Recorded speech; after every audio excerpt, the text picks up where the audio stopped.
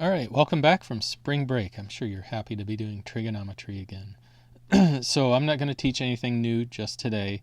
I'm going to review some of the topics we talked about just before break, and then you are going to be assigned a small 10-question quiz. I'm going to count it as an assignment. Don't get too stressed out about it being called a quiz.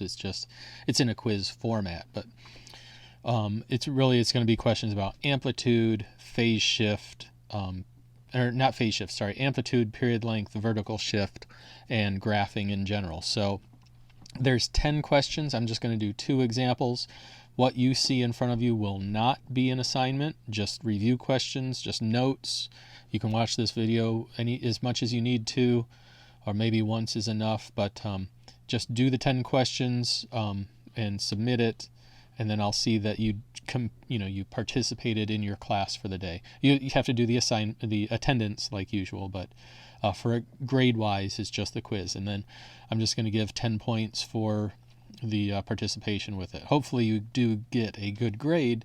8, a 9, or a 10 out of 10 would be just the best, but we'll see how that goes. Okay, so we have a cosine function and a sine function. We want to find the amplitude. If you recall, amplitude is easy. It's this number. So the amplitude here, is 2. Graphically, that's the distance from the midline or the line of oscillation to the highest point or the lowest point of the wave. But when you're just trying to say, I know what the amplitude is, it's the number in front of sine or cosine. The period in radians. I call that period length, PL.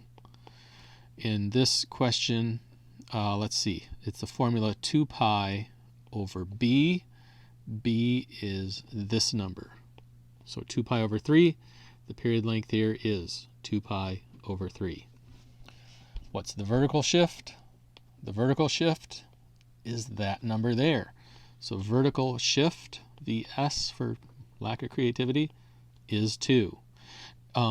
So in this little quiz, you're not going to be asked to do all 3 of these things all at once. Question 1 might be, what's the amplitude? So you would only answer this part.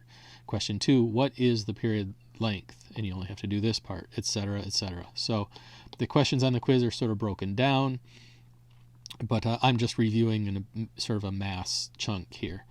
Now, this number does affect what we call the phase shift. I'm going to get more specific tomorrow and how to deal with that. Not going to be part of this little quiz. I was pretty vague before spring break, so I'm not going to ask you specific questions. If you actually have to graph this, remember you hit the wrench, make sure you're in radians. The x-axis, you can make the step pi, and that way the x-axis is all split into pi, 2 pi, if you zoom in, pi over 2, stuff like that. So that can be helpful. Now, before I type this in, I'm going to use just a little bit of my knowledge, and I'm going to know that positive 2 is going to be sort of the line of oscillation. The wave goes above and below. And I know the highest the graph is going to get is 4, and the lowest is 2 because of the amplitude. It's going to go up 2, down 2, up 2, down 2. So, but I am going to rely on the graphing calculator to get the specifics. So y equals 2 function trig cosine in parentheses 3x, x is our theta variable, minus pi over 4, and then outside here plus 2. And so what do we see here? Wow, pi over 12, 5 pi over 12, 3 pi over 4. Oh, yuck. Okay, so let's do this. There's a y-intercept at 3.4. I almost thought it was 3.14, but no. And let's see, just a little bit past pi, we have that point. I'm just looking for a few points to make this graph possibly a little bit easier. Just a little bit past 2 pi, just a little bit is up here. Now let's see. There's a peak point here, and then where's that x-intercept? 5 pi over 12. Let's see, 6 pi over 12 would be pi over 2, so 5 pi over 12 would be just a little bit smaller than that. So let's see, and then where's that one up there? 3/4 pi. Oh, that's convenient. So it looks like it goes sort of up, down, down. It's going to go up again somewhere around here, down again somewhere around here, up around there. Okay, that's a pretty ugly graph. I think this point was off a little. Try and make some symmetry going on here. Ugh. Oh, that's awful. Okay, so if you're ever doing this and you feel like, wow, I'm doing a terrible job drawing this, just remember what I'm doing right now. It does not look great, but that's ballpark good enough for now. Okay, number 2. So we want to do the amplitude, period length, and vertical shift. Amplitude, again, this number right here, 4.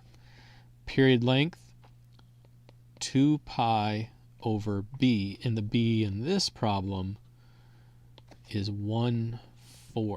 So that works out to be 2 pi times 4 over 1, or 8 pi. The vertical shift, that number right there, -2. To draw my graph, I can put a dotted line along -2. The amplitude is 4, so I know it's going to go up to 4 spaces from this midline. So up to +2 and down to -6. So that's sort of where the high and the low are going to be. But outside of that, I don't have much else to go on. So I'm again going to use the graphing calculator. So 4 sine x over 4, and then plus pi over 4, and then outside here is -2. So that's what my graph looks like. Now that is a really stretched out wave. So if I want to draw this, what am I going to do? So 0.8, there's a y-intercept. Oh, now look at what's given on the graph there. It goes from 0 to 12 pi. So I need to sort of,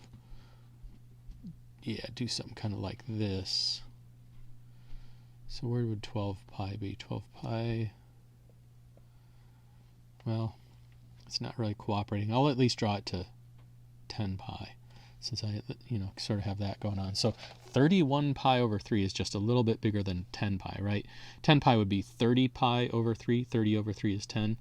So there's a point. 9 pi over 2. Now 9 pi comma 2. So that's right there. This point, 5 pi -6. Let's see the x-intercepts. Yeah, 23 pi over 3, not real convenient. Oh, pi 2. So there's a peak there. That x-intercept, 7 pi over 3. So not the most convenient things, but what can we... Oops, I see that I made a mistake. This point should not be there. It should be down here. That was almost a really dumb blunder. So... Okay, so I'm going to kind of, let's see, if I take this distance and split it in half right there, and split this in half right there, that looks pretty good. That's something I can work with. So I can go up to this, down to here, like this, that. And can I tell what happens at 12 pi? Do I really care a whole lot? So... yeah, 12 pi is about 36 point something. What's that point right there? Well, I just tap it. 13 pi. So way over here is going to be another... I mean, I'm just sort of grasping for straws here, but it'd be something kind of like that. You don't have to get that specific like I did, but there it is. There's my sort of ballpark graph. Just notice that the graph paper that was given went from 0 all the way to 12. What am I doing?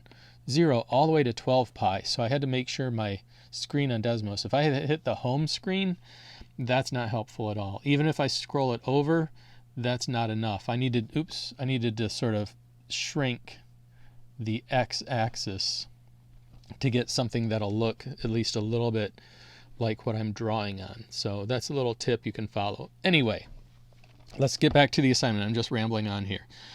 So it's the little quiz. It's a Google form that's in this post. 10 questions, try all 10.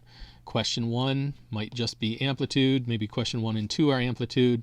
Then there's some questions on period length, vertical shift. I think the last one is actually graphing, but it's multiple choice. So you're going to be given various choices of graphs. You have to choose the correct one. So Should be very doable. Do your best. If you don't do well the first time, you can actually do it a second or third time and resubmit it. It doesn't give you new problems. It's the same problems over and over, but at least when you do it a second or third time, you're showing that, hey, I'm trying here. School right now isn't the ideal scenario, but I'm doing my best. So if you want to sort of put that effort forward, it would be appreciated on my end as well. So there you have it. Good luck. Tomorrow we will start learning new material. Take care.